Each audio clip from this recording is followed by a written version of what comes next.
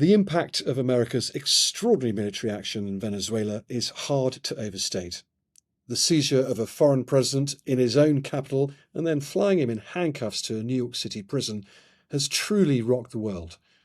Nicolás Maduro's capture has also sparked as many questions for the US's allies as its foes. What happens next in Venezuela? And where will President Trump go next? Could it really be Greenland? I will say this about Greenland. We need Greenland from a national security situation. It's so strategic. Right now, Greenland is covered with Russian and Chinese ships all over the place. We need Greenland from the standpoint of national security. And Denmark is not going to be able to do it, I can tell you. You know what Denmark did recently to boost up security in Greenland? They added one more dog sled. It's true. They thought that was a great move.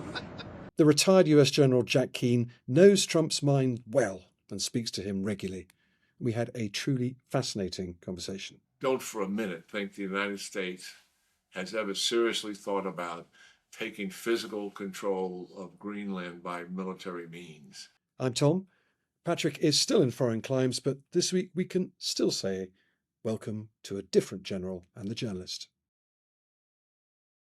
Well, General, welcome, and thank you for joining us. Yeah, delighted to be here. A bit of background on you first, then, for the few listeners who don't know you.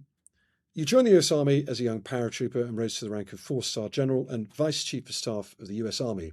Now retired, you're chairman of the Institute for the Study of War and you're Fox News' senior strategic analyst. You've also advised numerous politicians and several presidents, including the current one, Donald Trump, who you maintain a close relationship with, and in fact were twice invited to serve as Trump's defense secretary, but declined twice.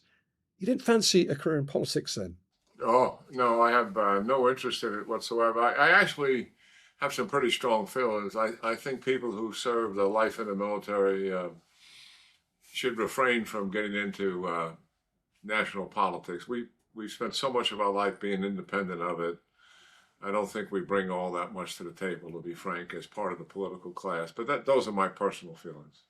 Well, it didn't seem to damage your relationship with Donald Trump anyway. You still speak to him fairly regularly, I think. Yes.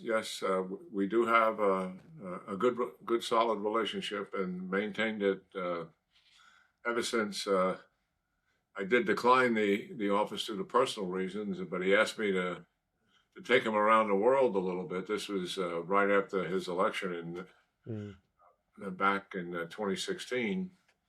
And after that, he said, would it be okay if we maintained a relationship with each other? I'd like to seek your advice and counsel from time to time, and we did. Well, let's talk about Operation Absolute Resolve, the Delta Force-led mission to capture Nicolás Maduro in the dead of night. It was incredibly audacious. Were you surprised by it? In a way, yes, but I knew something was coming. I just didn't know what to expect. I thought likely maybe an upscale in some of the attacks on storage sites. But I think the whole idea of capturing Maduro and his wife, that was a bold, audacious move to be sure, executed flawlessly. But the intelligence, Tom, was exquisite. And it really enabled them to conduct the operation that they did, which was penetrate a military base, penetrate the compound, land literally in the compound, with a very small force, to be frank, by comparison to what the task was. But having achieved surprise, that force was able to move very quickly and rapidly, and literally within minutes, have their hands on the Maduros and get them out of there. So the intelligence in knowing where he was, exactly what he was doing, and having tracked this for weeks and months really led to the success of that operation. Second thing is the planning of it, suppressing command and control, suppressing telecommunication systems, radar sites, air defense systems, air bases in the vicinity, military army bases, and also selected naval capability. All of that having to be done prior to the insertion of the force. I guess the big question that we're all asking all over the world now is what next? What next for Venezuela? Because specifically, how will the US administration ensure that the current regime bends to its will when it is no longer on the ground. Those data fraud operators, they're long gone. Yeah. Well, you're right. Option one was three overtures to Maduro to leave and give him amnesty from any future prosecution. And he refused that the latest one was just prior to Christmas, as a matter of fact. And that was the president talking to him personally. And I think I don't think he believed the president. I think he thought he was bluffing. So what the thought process is, if they, yes, and I love the term he used, bend to our will, there's indications that they intend to do that. And we have told them pretty precisely what we want. They want them to help stabilize the situation politically, and then also move eventually and enable elections to be conducted. And likely that we were several weeks or maybe several months from that happening, depending on the progress made. The security objectives are also quite specific. Shut down all the narco-trafficking, shut down the militias and the goon squads from repressing the Venezuelan people, which they are currently doing. They're not permitting them to go out and celebrate. And I think to be frank about it, I think they're kind of cautious anyway, because when they see the goons and thugs out there, they're not going to celebrate anything, because these are the people that have killed them in the past and have arrested them in the past as well. They want all the influencers out of the country. The Iranians, the Colombians, etc. They want them gone. We're not talking about China's economic presence. We're talking about the Cubans, the Iranians, and others, even some members of Hezbollah that are there for security purposes and malign activity. And certainly, and then the third thing is they are going to have some influence over rebuilding the oil industry, and also where is that oil distributed to. And they have said, at least in an overview, we don't intend to distribute the oil to adversaries. I know that certainly probably pertains to Cuba. I don't know whether that pertains to China or not. Yeah. And that remains to be seen. And I don't think the question has been asked of the president yet for him to give a clear answer. But that's kind of what they have in mind, Tom. That I understand. And I think one outcome is the bad guys do become good guys. They bring in their own democratic elections out of their own free will, and Venezuela turns out happy. But there are risks, are there not, that things could go bad. There could be a civil war. The factions could turn, the generals could start fighting the politicians. And this could really get quite messy. And if you break it, you've got to fix it. This is on America's watch. And America would be obliged to then send in ground troops to sort this out. And you can see the situation spiraling then really quite quickly, can't you? Oh, yeah, sure. And the administration is, is well aware of it. They've received some analysis, which has been publicly reported from our Central Intelligence Agency. When they looked at the situation on the ground there and the current regime, could they work with the regime? In some of the discussions that they had with them, they do believe that it's a much better option than moving quickly to an election process where the regime is disempowered, and assuming our troops are on the ground here, making sure that they are. And they have huge opportunities to push back violently against that, much as things were done against us in Iraq when we removed the entire government apparatus. I mean, there was nobody to pick up garbage. There was nobody to arrest a criminal. The lessons have been learnt of de-Baathification. It does bring into play, though, the Monroe Doctrine. And we must talk about that, mustn't we? Because that is, of course, the James Monroe Doctrine, the US president of the 1820s, saying the Americas are ours, Europeans keep out. Donald Trump managed to rebrand it the Monroe Doctrine. He said that himself, that wonderful phrase in this press conference at the Saturday after the raid. It was also in the US's new national security strategy, which came out in late November. Is Venezuela the Monroe Doctrine's first significant throw of the dice, its first action? Yeah, well, I think what what we're trying to do here in the administration is really reverse the pattern that has been taking place, for far too many years. That and that is the United States has been hands off the hemisphere, and so much so that China has at least an economic presence in every Latin American and South American country, and to some degree, even more of a geopolitical influence as well. Russia is very much involved in Venezuela, Nicaragua, and Cuba, and certainly has a vested interest, and even Iran has a presence in the region. And meanwhile, the United States, multiple presidents, to include Republican ones, have stepped away from the region. Left of center governments have been growing in the region, socialist based with communist overtones over the past 20 years. It's starting to move in another direction before President Trump got elected, with Argentina, Bolivia, Chile, and Ecuador, and likely Colombia. There's a May election coming there, and there's almost a communist in charge of it, to be frank, and a bona fide criminal is running the country, and likely to not have a change of political parties in May. But I think what the administration, they looked at it, at the entire region. Mass migration obviously was a major problem for the United States, and the Biden administration made a huge strategic mistake in tolerating somewhere in the neighborhood of 10 to 15 million people to come in with absolutely no check on them whatsoever. What an absurdity that is. And certainly the Maduro regime, 8 million people have left Venezuela through the years of the Maduro regime, and they contributed to the migration itself.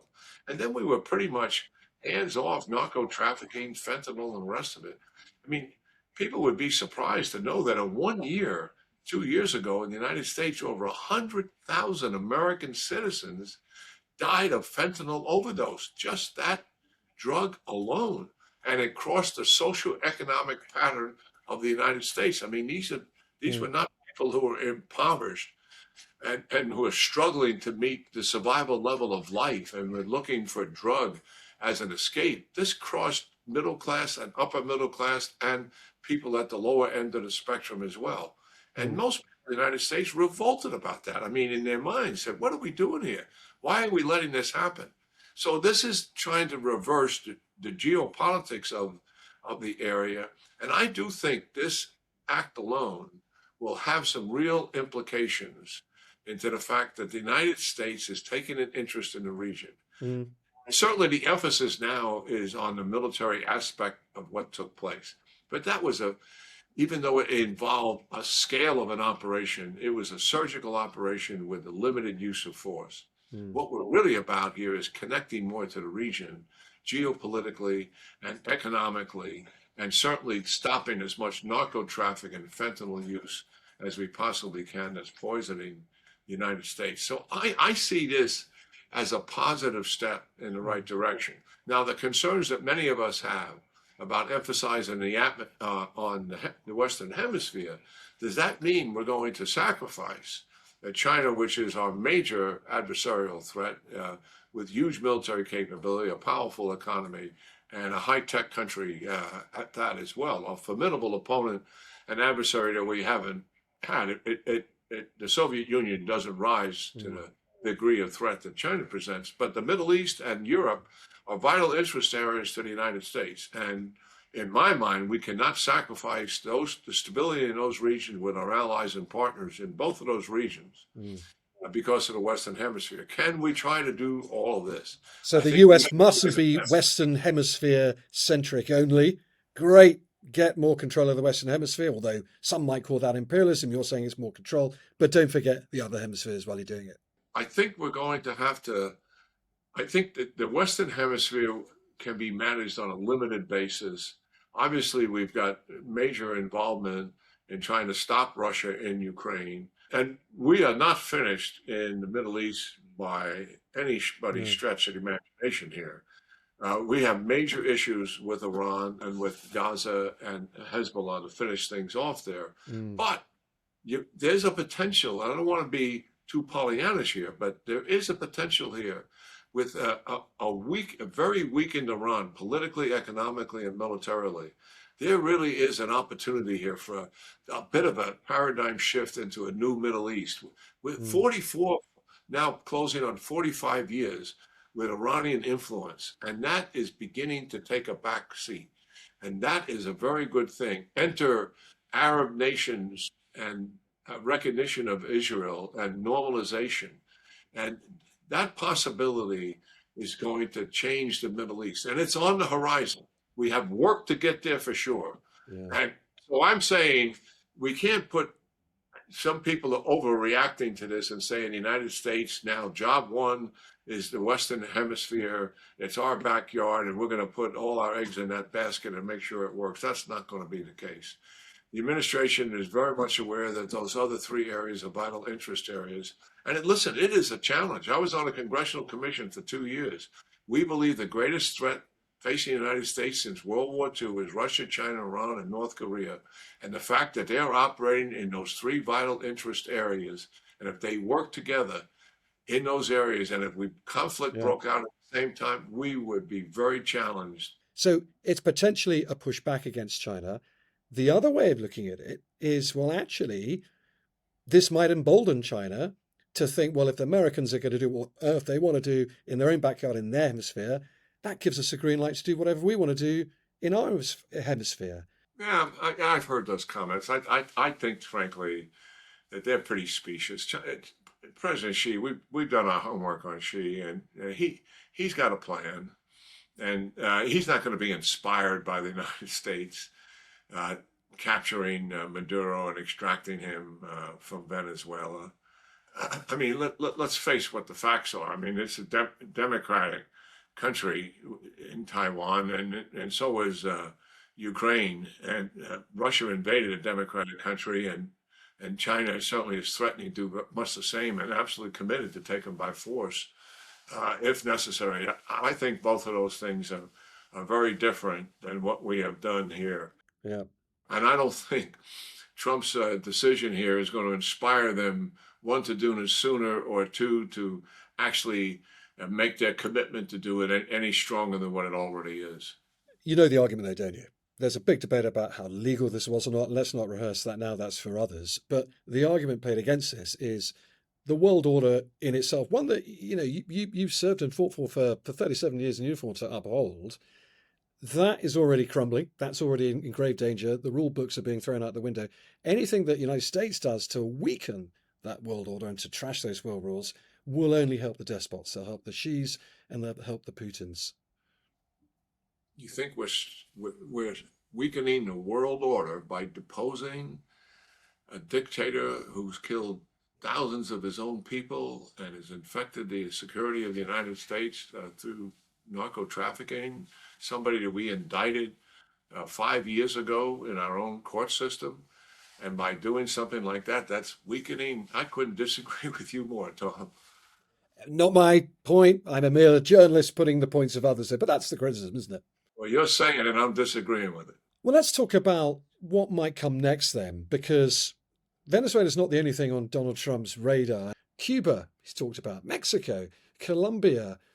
Could they realistically be next? Well, I think Colombia, I suspect anything that Colombia is doing that impacts us, if we have direct contact with it, we'll attempt to stop it in terms of trafficking.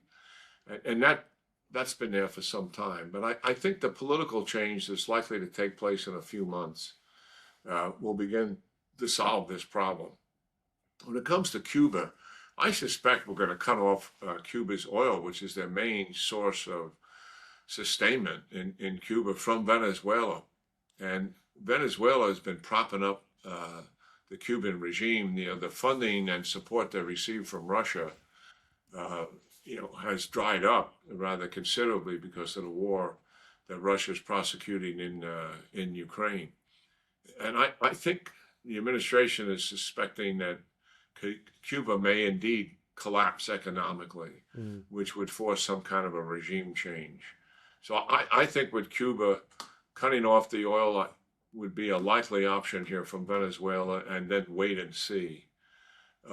In terms of Mexico, I think more work will be done with Sheinbaum. I mean, That would be Claudia Sheinbaum, the president of Mexico. The problem we have, to just be frank about it, Tom, is that multiple administrations in Mexico do have an undercover relationship with the cartels. The cartels help to sustain them in power, and the administrations, regardless of political party in the past, while they may take some superficial action against them, the truth is the cartels continue to thrive. We know that, and I think we're at a point here with this administration that they're fed up with it. So yes, we're going to see likely more aggressive action, working hopefully with Sheinbaum to take some action. And if she fails to do that, I suspect we may indeed take some action. There is another country, though, we have to talk about, very much also on President Trump's radar in the last few days. It's been causing quite a lot of interest this side of the Atlantic, and that, of course, is Greenland. Now, the president made it very clear he wants Greenland. We need Greenland, he says. One of his closest advisors, Stephen Miller, even went so far as to question Denmark's sovereignty claim over Greenland this week. And his wife, Katie Miller, tweeted, and you'll know this, a great big map of Greenland coloured in with the stars and stripes with the words soon. So will he take Greenland by force or otherwise? No. Greenland is a democratic country, and so is Denmark.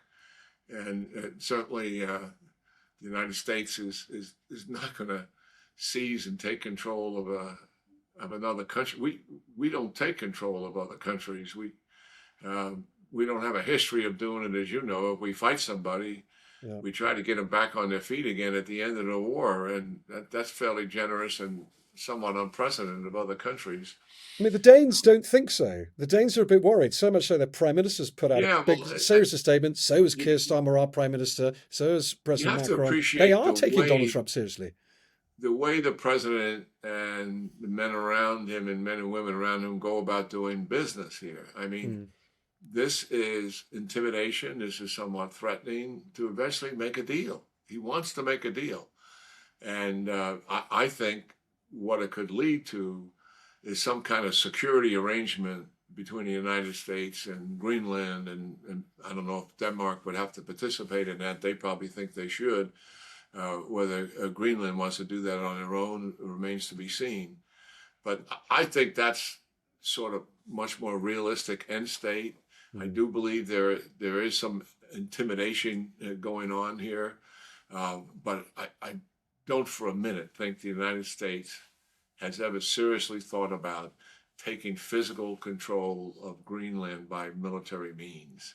That would be unprecedented for an American president to do something like that. Okay. And also it would be a serious illegal move based on what I understand is the limitations that are imposed on our executive and the president.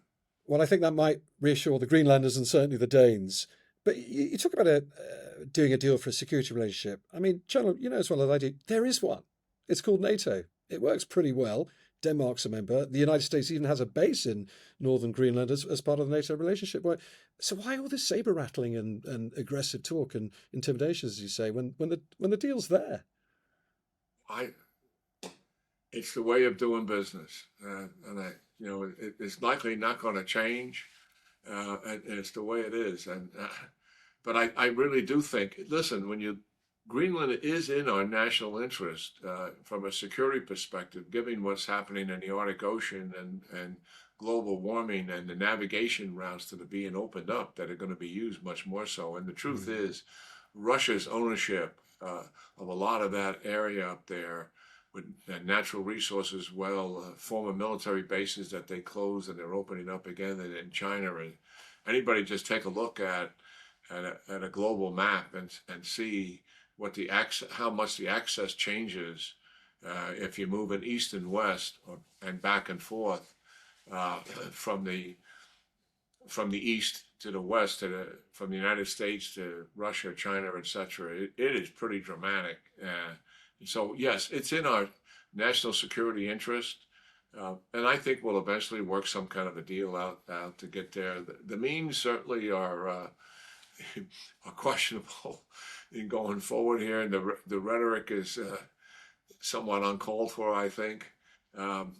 but the desire and the intent, I think the interest is appropriate, and hopefully we'll work it out to mutual benefit. I mean, Yeah. we can do a lot for Greenland economically. The worry, I guess, that we have is that, any spectre of a military confrontation between the US and NATO, or a NATO ally like Denmark, would kill NATO. It would just collapse it. So, in your view, and it's very reassuring, there is no world in which the US and Europe could ever go to war. One of the things that I talk about publicly and obviously privately as well is Ukraine, Russia. I think we've showed an enormous amount of patience in dealing with Russia and trying to bring them to the table to make some concessions. It's obvious that Zelensky, the people of Ukraine, do want a ceasefire, do want some kind of a peace agreement, and they're willing to make some concessions to get it. They can't make themselves more vulnerable to achieve that, and because they know Russia's strategic objective is still going to be to take Ukraine and control it, and that's a reality they're aware of, and most of us are aware of it. And I think it's high time, after this latest fabrication that Putin came up with. I mean, he has one false narrative after another, and the last one, I know for a fact, really got to the president when he made up the lie that his residence was attacked by Ukraine. He said that Putin's lied to me. He said it, and he's angered about it.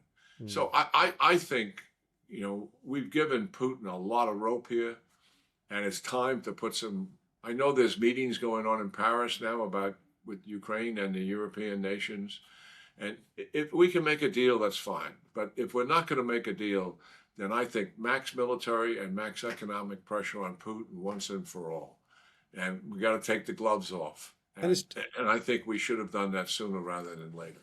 And do you think the president is now leaning again towards that side with the Putin fabrications? You actually think he might be prepared to use some sort of coercive force of the threat of it against Putin and Russia?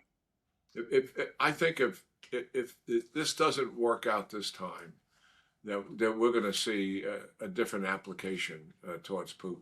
It's going to be much tougher, and he literally knows what needs to be done. Well, look, we need to let you go in a minute.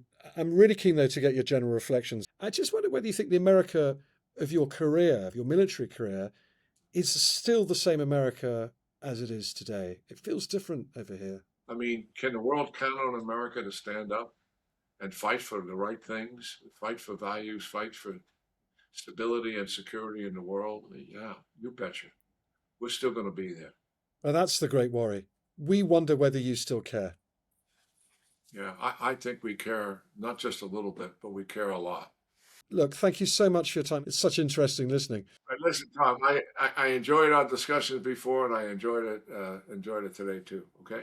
Well, look, thank you so much for talking to me. Yeah, have a wonderful New Year in 26. Happy New Year to you too, General. Yeah, take care.